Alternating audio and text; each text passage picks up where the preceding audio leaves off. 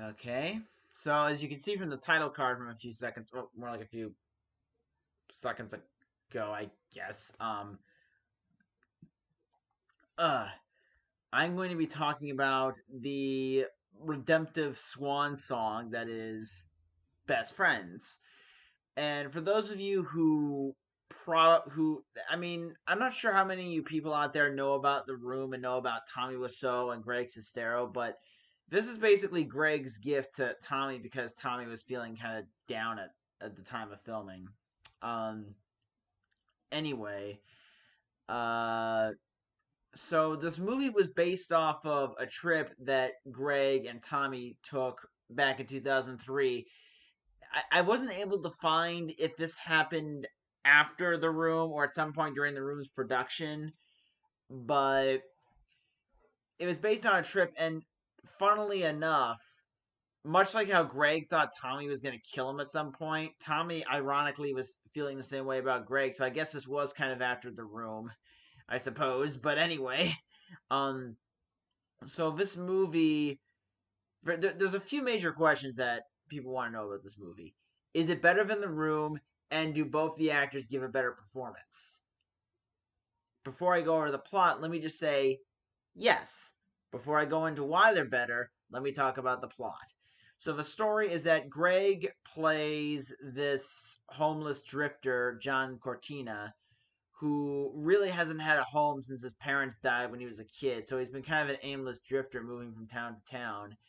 And Wiseau's character is Harvey. I can't remember the guy's last name, but he's this quirky mortician who, like, say if he's doing an autopsy on a clown, he'll have cake for dinner, or if he does an autopsy on a Chinese person, he has Chinese food, or something. It's weird stuff like that. It does kind of this weird art house kind of vibe to it.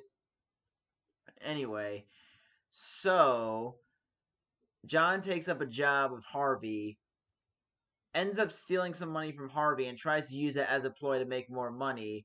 But of course, a million things go wrong. Harvey finds out, they get involved in some seedy business deals where they make a lot of money, and John is upset because Harvey seems to be withholding John's share. So John tries to find a way to get Harvey out of the picture and run out of town with his new bartender girlfriend, Tracy. So the rest of the movie, I have about 29 minutes left, and I'm losing a lot of seconds, so I'm going to try and finish this up as fast as I can.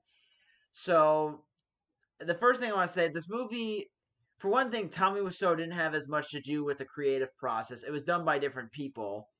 So, the movie, it still has a very quirky tone, but the storyline is actually very interesting, and they did a good job at giving Tommy Wiseau a quirky character to play.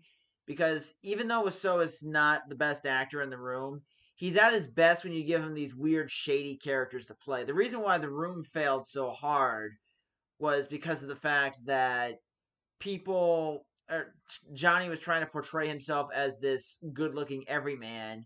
Which, if you've seen pictures of Tommy, he looks nothing within the realms of being attractive. Nowhere near that. He kind of looks like this weird goblin warlock kind of guy who's going to kill you in your sleep with a dagger or something. Anyway, but Wiseau's acting, to me, the best way to describe it is think someone who he kind of reminds me of an actor who's been spent so much time in another country and now English he kind of understands, but he's still struggling to get it.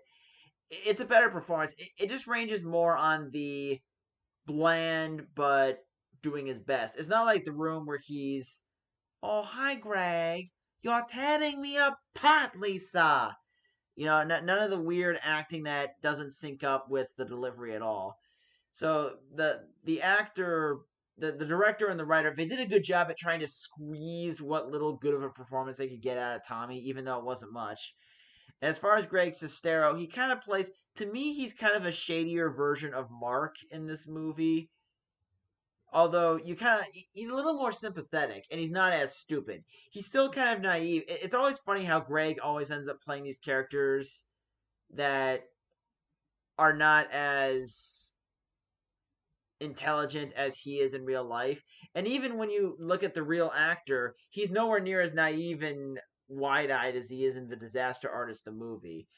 But I think Greg did a good job at playing this character who's flawed but likable. He's doing some things that you probably shouldn't be doing, but when you see his background and you understand his tragic backstory, you can understand how desperate he is and why he's really trying to turn his life around. It doesn't necessarily justify what he's doing, but you can kind of see and sympathize where he's coming from. He's kind of a bad boy. And I find it funny that I'm saying this about an actor who was 39, 40 years old when this movie was released.